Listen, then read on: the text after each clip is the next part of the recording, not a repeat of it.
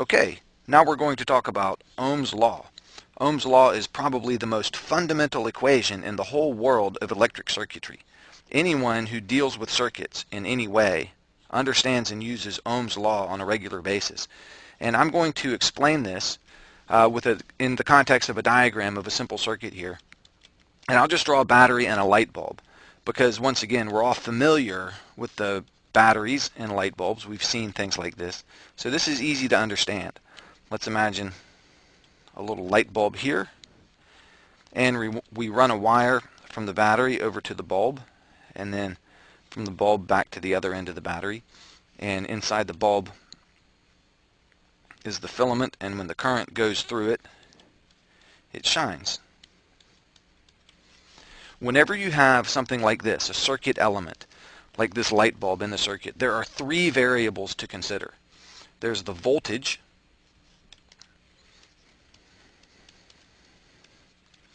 and the symbol for voltage is V, capital V. And voltage is measured in volts. So you would say in this case the voltage is 1.5 volts. Or if you have the electrical outlet in your home, you would say the voltage is 120 volts.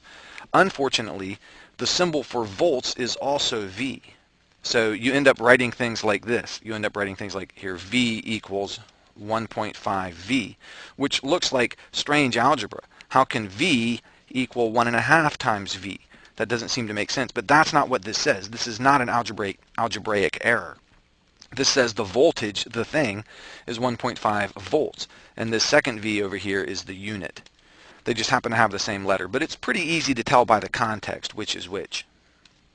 So you have the voltage in volts, you have the resistance,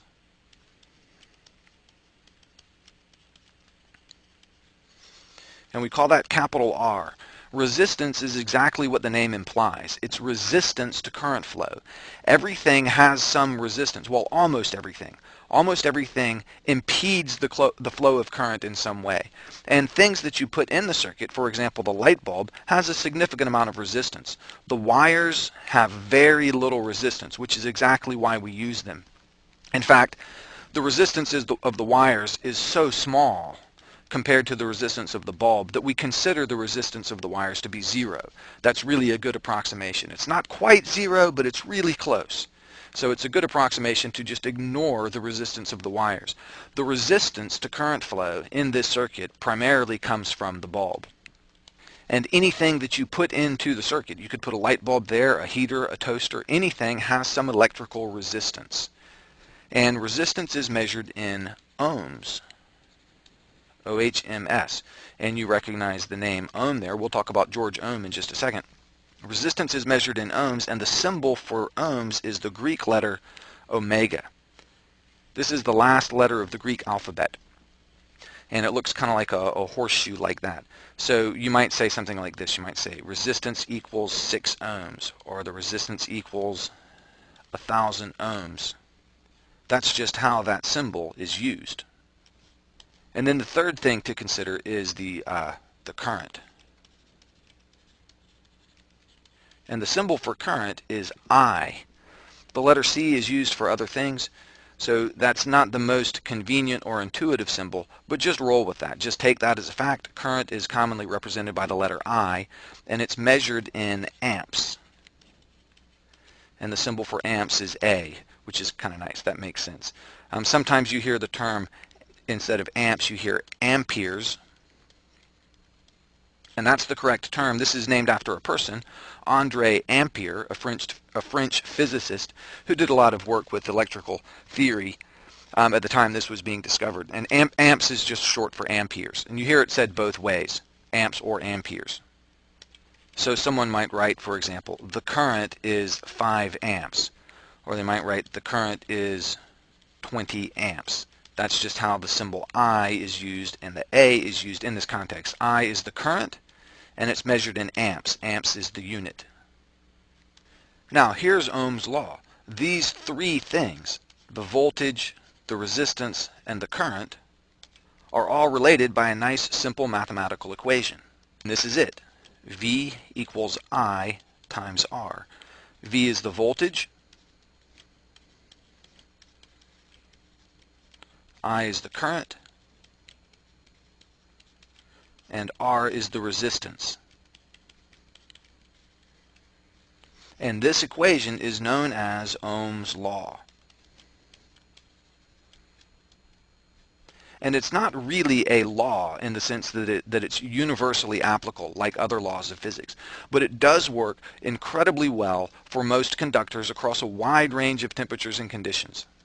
So this does accurately describe the way things behave in the real world. The voltage flowing through something is always equal to the current times the resistance. Now here's a picture of George Ohm. This guy was a school teacher, and he was conducting electrical experiments, and this was soon after the electric battery had been invented. And before the electric battery, people were only able to do experiments with static electric charges, and they had these little devices called Leyden jars that they could use to store up some pretty big static charges, but it would discharge real quickly. They couldn't do experiments with any sustained current flow. Once the battery was invented, and that was in the year 1800, that allowed scientists and physicists to begin to experiment with a continuous flow of current. And Ohm discovered this in his experiments, this fundamental relationship between the voltage and the current and the resistance. And as I said before, it's one of the most important and most fundamental equations in the study of electric circuits. Now I want to say one more thing about the equation. Ohm's law, which is commonly written like this, V equals IR, can be rearranged algebraically. What if I divided both sides by R? And then you see over here on the right side, the R up top and down below will cancel, and I'm left with I equals V over R. So let's write it like that. I equals V over R. The equation makes a lot of sense if you think about it this way. Remember, well, let me write it over here. I equals V over R, and this is just the original equation, V equals IR, just rearranged algebraically. So I is the current,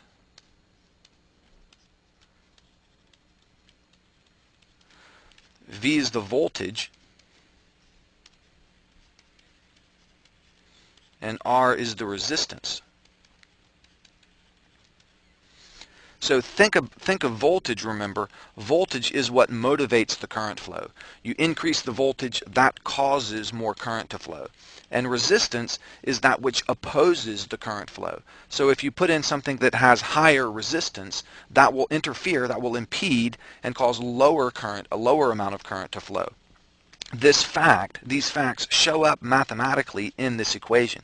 You can imagine putting two numbers in here and doing the math, just a division, V divided by R, and getting out a number for I. And this makes sense. If you put in a big number for V right here, then when you do the calculation, you'll get out a bigger number for I, for the current. And if you put in a big number for the resistance, then when you do this calculation, you'll be having a large number be dividing by a large number down here in the denominator. So you'll end up with a smaller value for I.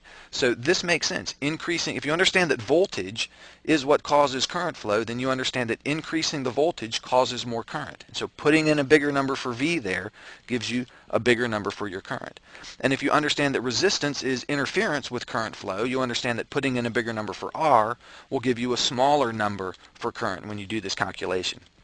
So this equation makes a lot of sense, and it also matches what we see in the real world. And that's fundamentally the test for whether or not something is true in science, is does it in fact fit with the actual data that we see in the real world? And in this case it does. Ohm's law, I equals V over R, but more commonly written like this, V equals IR.